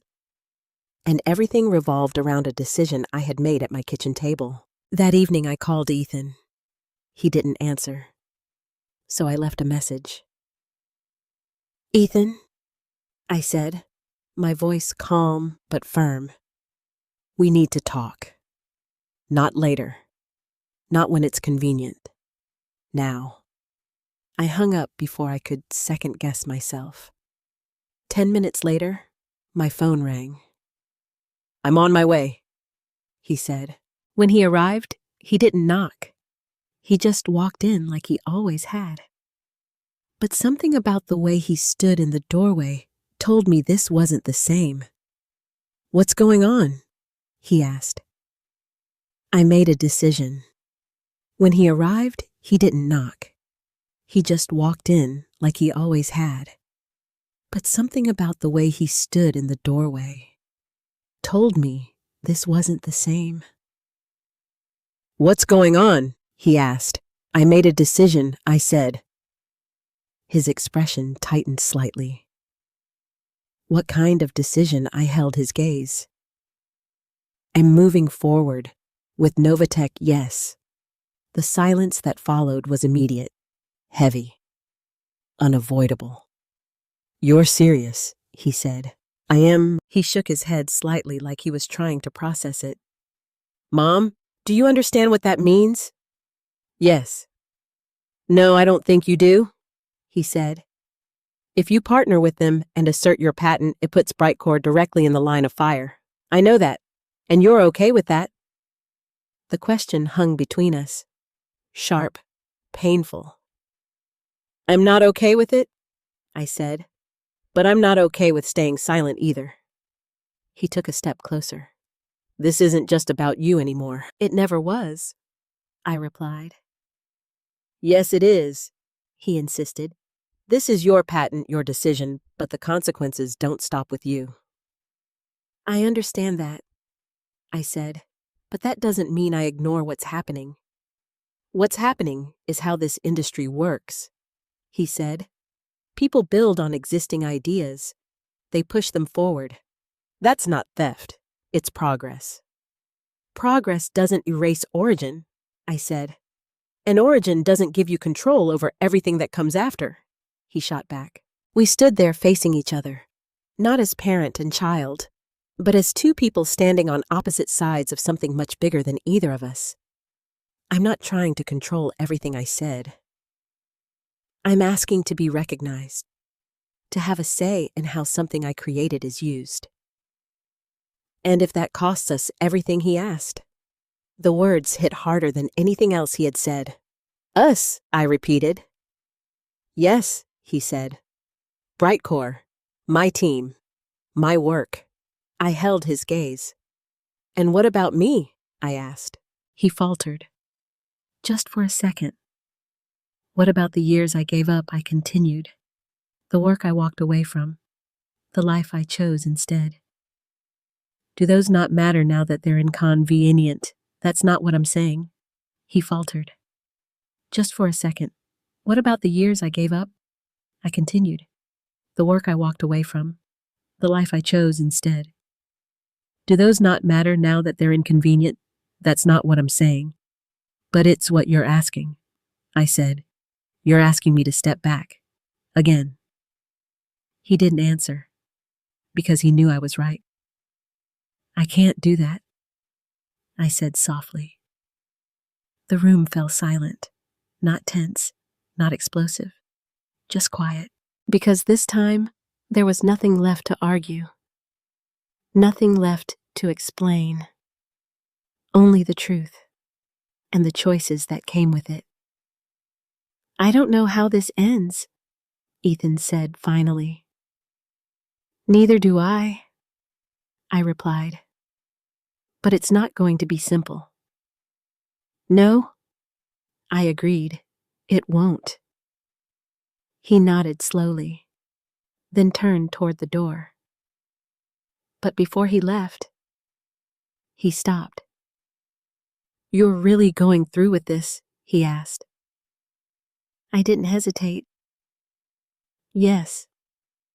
He stood there for a moment longer, then nodded once and walked out. The door closed behind him with a soft, final click. And just like that, the line had been crossed. It didn't happen slowly. There was no gradual escalation, no quiet transition from private conflict to public reality. It happened all at once. 3 days after my decision, Novatech made their move. It started with a legal filing, formal, precise, unavoidable. A claim asserting the relevance and enforceability of my patent specifically in relation to modern adaptive AI systems. Multiple companies were named. Brightcore was one of them. By the end of the day, it was no longer just a legal matter. It was news. I first saw it on my phone. A notification, then another, and another. Breaking legacy patent dispute could disrupt AI. Industry unknown. Engineer at center of multi-billion-dollar tech conflict. I first saw it on my phone. A notification, then another, and another. Breaking legacy patent dispute could disrupt AI industry unknown engineer at center of multi-billion-dollar tech conflict. Who is Elaine Rockwell? I stared at the screen, my name repeated in headlines I never imagined I would see. Not when I was younger, not when I walked away from everything, and certainly not now. My phone rang. Daniel, it's out, he said. I see that. The response is faster than expected. How bad? I asked. There was a brief pause. Widespread, he said. Media, industry forums, internal communications were already seeing reactions. And Brightcore. The response is faster than expected. How bad? I asked. There was a brief pause. Widespread, he said. Media, industry forums, Internal communications were already seeing reactions. And Bright Core. Another pause. They've issued a statement. My chest tightened slightly. What does it say? That they respect intellectual property rights and are reviewing the situation. I let out a quiet breath. Careful, controlled, corporate. And Ethan, I asked. I don't know, Daniel admitted. That answer felt more honest than anything else he had said. By evening, everything had changed. The story was everywhere.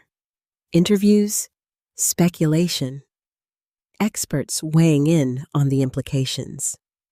Some called it overdue recognition. Others called it opportunistic. Some questioned how a decades-old patent could still hold power. Others argued it proved how far ahead certain ideas had been. I watched it all unfold from my living room, the same room where I had once believed none of this mattered anymore.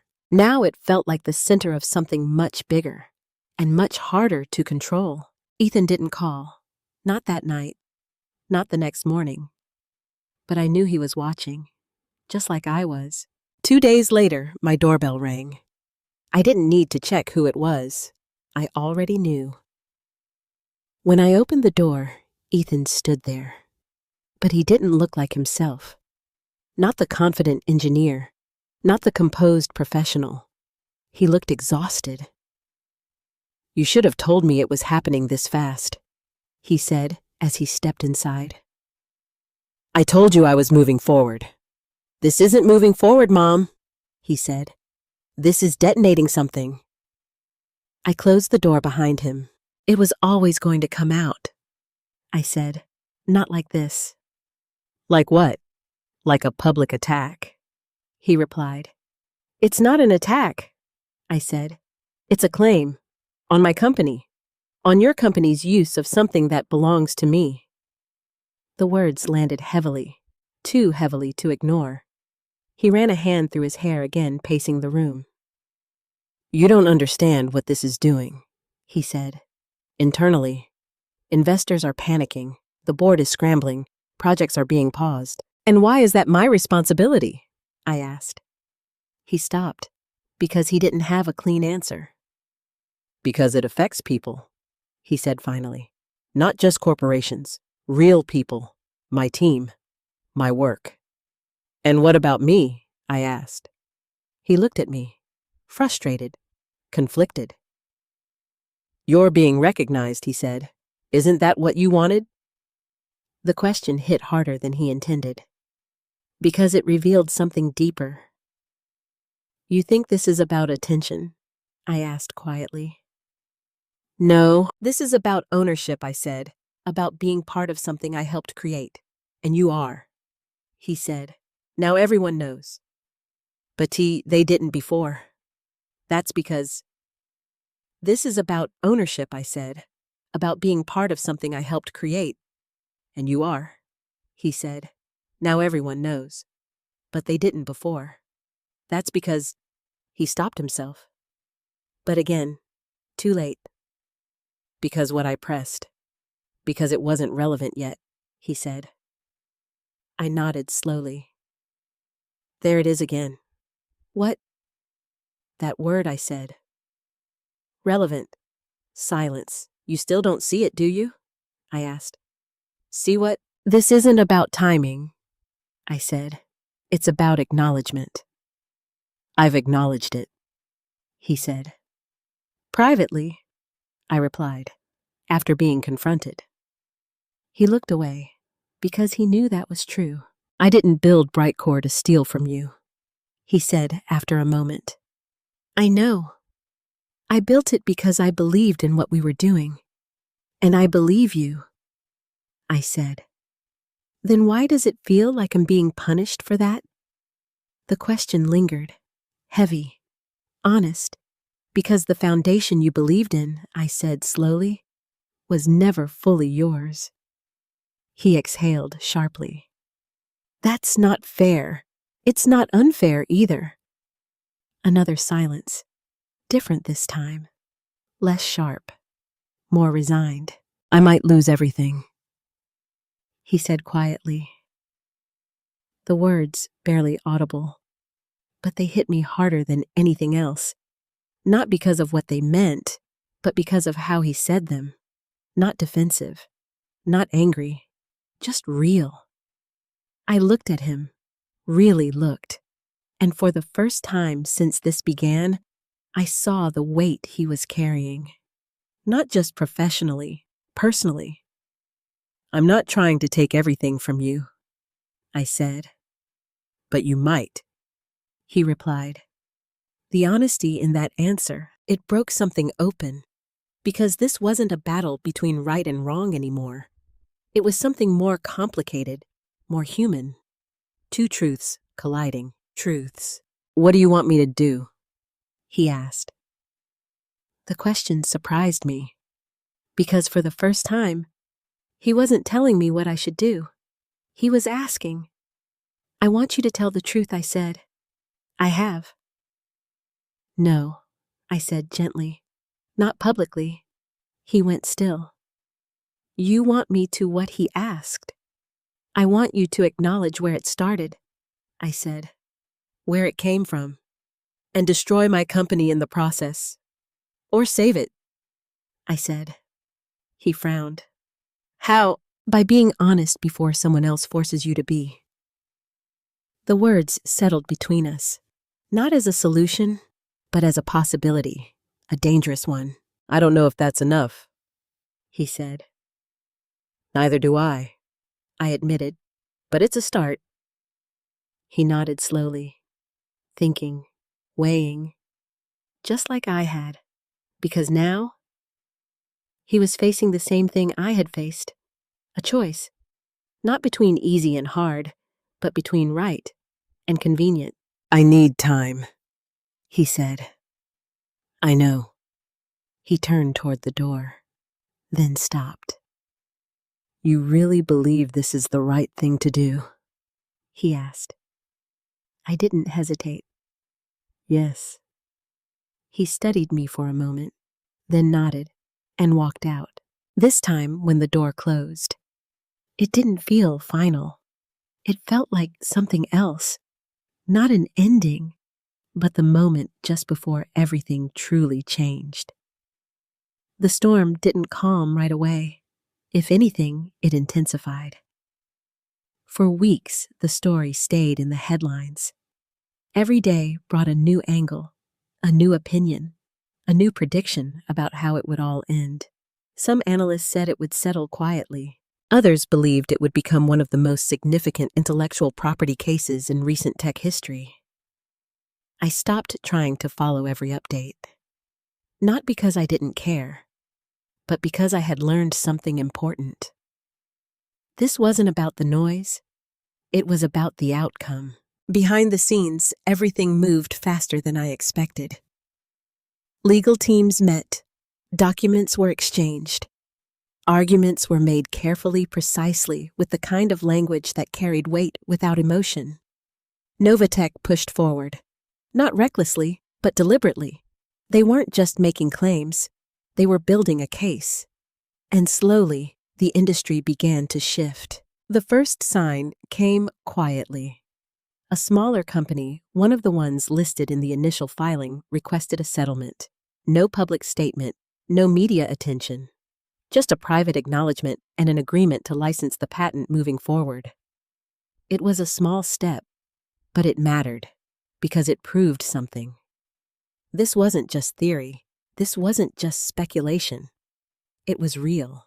Then another company followed, larger this time, more visible. They released a statement acknowledging historical contributions to foundational adaptive processing models. They didn't name me directly, but they didn't deny it either. The language was careful, strategic. But the message was clear. The ground was shifting. Brightcore held out longer. Of course they did. They had more to lose, more visibility, more at stake. And Ethan, he stayed silent, at least publicly. We didn't speak much during that time. Not because we didn't want to, but because everything we said now carried weight. Every word felt like it could tip something one way or another.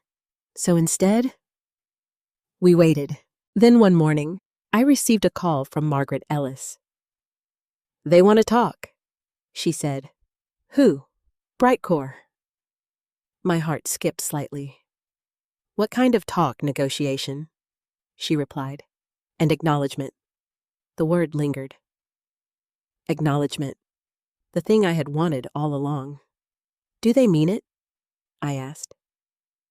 "I believe they have to," she said. The meeting was scheduled 2 days later. Neutral location. Legal teams present. Carefully structured. But none of that mattered as much as one thing. Ethan would be there. When I walked into the room, he was already seated. This time, he didn't look exhausted or defensive.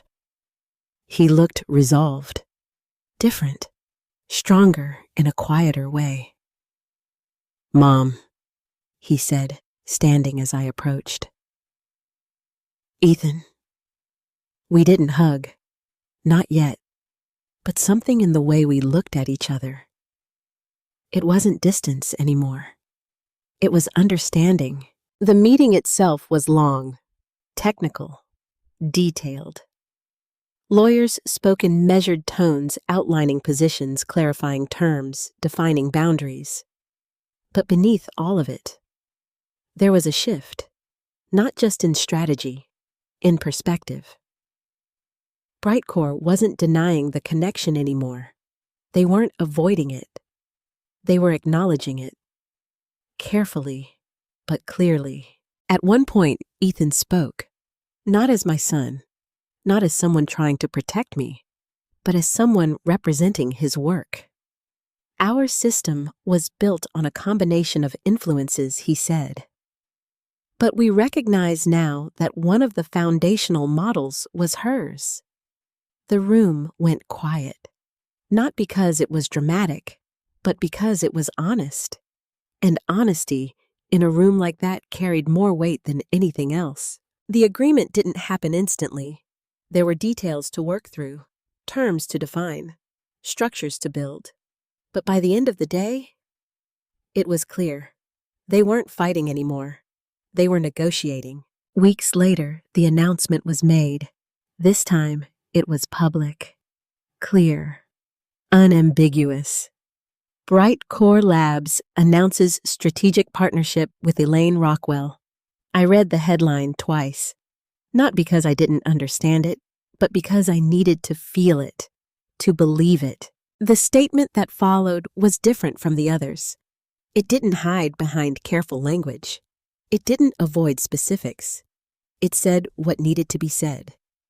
That the foundational model behind their system had origins in my work. That my patent had played a critical role. That moving forward, I would be recognized not just as the originator, but as a partner. I didn't cry. Not right away. But later, when I was alone. When the house was quiet again. I sat at the same kitchen table where this had all begun. And I let it settle. Not just the outcome, but the journey. The years I had spent believing that part of me was gone. The moment my son told me I was outdated. The call that changed everything. And everything that came after. A few days later, Ethan came over. This time, he knocked. Not out of habit, but out of respect. When I opened the door, he smiled slightly. A real smile. Not distracted, not distant, just present. "I saw the final agreement," he said. So did I. We stood there for a moment, neither of us rushing to fill the silence. Because this time, it wasn't uncomfortable. It was full. "I should have told you," he said finally. "Yes," I agreed. "I should have listened," he added. "Yes," I said again. He nodded. "I'm proud of you," he said. The words caught me off guard. Not because I didn't believe him, but because of how long it had been since I had heard them. "I'm proud of you, too," I replied. And I meant it, not just for what he had built, but for what he had chosen. We sat down at the kitchen table, the same table where everything had begun to change. But this time, we weren't on opposite sides. We were together, not as the past, not as something lost, but as something new, something built on truth, on recognition, on understanding. Later that night, after he left, I walked into the living room. The box was still there, open. The papers inside no longer felt like something forgotten. They felt like something reclaimed. I picked up the original folder, ran my fingers over the words Adaptive Data Routing Model E Rockwell. And for the first time, in a very long time, I didn't see it as something I had left behind. I saw it as something that had found its way back. Life didn't go back to what it was before. And surprisingly, I didn't want it to. A few months after the agreement, things settled into something new. Not quiet, not ordinary, but balanced. The headlines faded. The interviews slowed. The industry moved on, as it always does. But the changes it left behind, they stayed. My role with Brightcore wasn't symbolic. It wasn't just a name added to a statement or a signature on a document. I was involved, truly involved. Meetings, discussions, design conversations that felt both familiar and entirely new. At first, it was strange, walking into rooms filled with people half my age, hearing language that had evolved while I was away, seeing technology that had grown far beyond what I had once imagined. But then, something unexpected happened. I didn't feel behind. I didn't feel outdated. I felt aligned, because at its core, nothing had really changed. The principles were the same, the logic, the curiosity, the desire to solve something that didn't yet have an answer. I hadn't lost that. I had just forgotten it was still mine. Ethan and I found our way back slowly, not through one big conversation, not through a single moment of resolution, but through small things, shared work, quiet understanding, respect. There were still moments of tension. Of course there were. You don't untangle years of distance overnight. But the difference now was that we didn't avoid it. We faced it together. One afternoon, we stayed late at the office. Most of the team had already left. The building was quieter than usual. And for the first time in a while, it felt like just the two of us again. Not as opponents, not as representatives of different sides. Just us. He was standing by the whiteboard sketching out a concept, something complex, layered, familiar in a way that made me smile. "You're overcomplicating it," I said. He glanced back at me. "I'm not." "You are." He raised an eyebrow. "Okay," he said, stepping aside. "Show me." I walked over, picking up the marker. For a moment I hesitated, not because I didn't know what to do, but because I hadn't done this in so long. Then I started drawing. Simplifying, stripping it down to its core, the same way I used to, the same way it had always made sense to me. When I stepped back, he stared at it for a moment, then laughed softly. "Yeah," he said. "That's better." I smiled, not because I was right, but because of what it meant. We weren't competing anymore. We were building something together. Later, as we packed up to leave, he paused. "Can I ask you something?" he said. "Of course. Why didn't you fight for it back then?" The question wasn't accusatory. It was curious, honest. I thought about it for a moment, then answered. "Because I thought I had to choose," I said. "Between what?" "Between being part of that world and being there for you." He looked at me, his expression shifting. "You didn't have to choose," he said. "I know that now," I replied. But back then, I shook my head slightly. It felt like I did. He was quiet for a moment. "I wish I had known," he said. So do I admitted. But we can't change that. No, he said. But we can change what comes next. I smiled. Yes, I said. We can. That night I went home and sat in the living room. The same room where everything had begun. But it didn't feel like the same place anymore. Not because anything had changed physically, but because I had. I wasn't the woman who believed her time had passed. I wasn't the one who quietly accepted being left behind. I was someone who had found her way back, not to who she used to be, but to who she had always been. I looked over at the box again, still there, still open, but no longer forgotten. I walked over and picked up the original documents one last time, not to revisit the past, but to acknowledge it, to honor it. And then I placed them back inside, carefully, gently, not as something unfinished, but as something complete. The next morning, I received a message.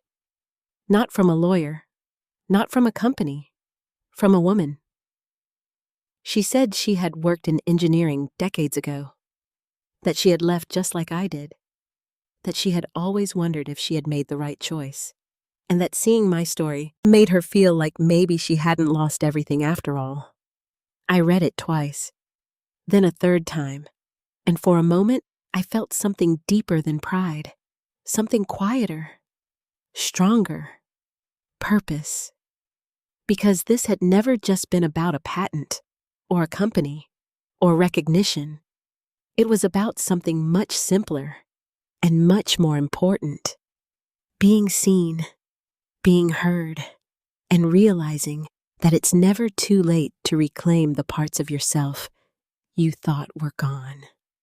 That evening, Ethan called, not about work, not about the company, just to talk. We spoke for nearly an hour, about small things, about nothing, about everything. And when we hung up, it didn't feel like something fragile. It felt like something steady, something real. As I turned off the lights and headed to bed, I paused for a moment, looking back at the quiet house, at the life I had built, at the parts I had rediscovered. And I realized something I hadn't fully understood before. This wasn't the end of my story. It was the part where I finally chose to live it fully. Sometimes life doesn't take things away from us. It simply puts them on hold. We think we've lost parts of ourselves, our dreams, our talents, our voice. We tell ourselves it's too late, that the world has moved on, that we no longer belong in the spaces we once dreamed of. And slowly, without even realizing it, we begin to shrink. Not because we aren't capable, but because we've stopped believing we are. But the truth is, what is truly yours never disappears. It waits. It waits for the moment you are ready to see it again, to claim it, to stand in it, not with the same version of yourself from the past, but with the strength, wisdom, and resilience you've gained along the way. Elaine's journey is not just about a patent or recognition or even justice. It's about something deeper. The courage to stop being invisible in your own life.